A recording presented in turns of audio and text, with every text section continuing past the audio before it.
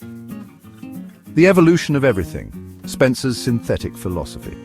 Herbert Spencer was a prominent Victorian philosopher. He is best known for applying evolutionary principles beyond biology. Influenced by Darwin's natural selection, Spencer envisioned evolution as a universal law. This included the physical universe, human society, and ethics. Spencer termed this all-encompassing view synthetic philosophy. In 1862, Spencer argued that evolution was a transformation from simplicity to complexity. This trajectory could be seen in stars, living organisms, and civilizations. Spencer believed progress was inherent in evolution. Societies, like organisms, adapted to their environments. Those that adapted well thrived. Those that did not faltered. He advocated for minimal government intervention, believing it interfered with natural progress. Spencer's work, though controversial, shaped 19th century thought and continues to resonate today. His ideas raise important questions about progress, government, and the individual-society relationship. Survival of the fittest, social Darwinism and its implications. Herbert Spencer is often credited with coining the phrase survival of the fittest. While central to Darwinian evolution, Spencer applied it more broadly. He argued that competition shaped all of existence. Societies, like species, were in a constant struggle for survival. This idea became the foundation of social Darwinism. Social Darwinism controversially applies natural selection to social, political, and economic spheres. Spencer believed societies evolved through competition. Those best suited to their environment prospered. Those less suited struggled. A key implication was a justification for laissez-faire economics. Spencer argued that government intervention hindered natural selection and could weaken society.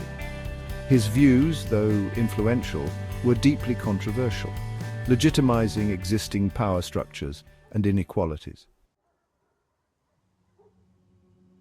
Minimal government, maximum individualism. Spencer's political philosophy. Herbert Spencer's political philosophy was rooted in his evolutionary perspective. He believed competition fueled societal advancement. This underpinned his advocacy for individual liberty and limited government.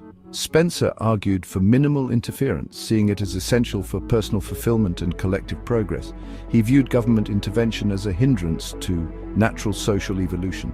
Social welfare programs and regulations upset the natural balance, preventing the fittest from thriving. This laissez-faire approach resonated during the Industrial Revolution. It appealed to those who saw government intervention as an obstacle to economic growth and individual liberty.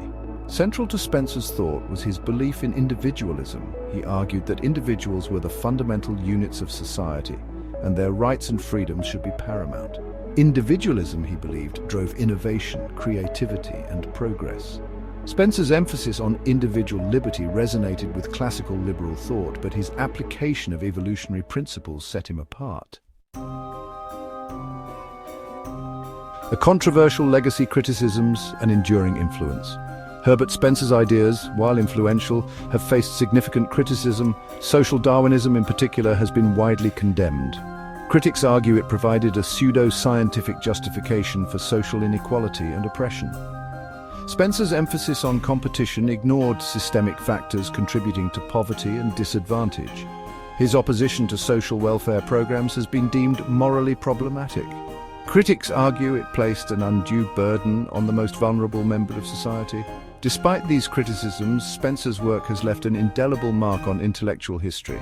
Spencer's attempt to synthesize evolutionary theory with social thought laid the groundwork for interdisciplinary studies.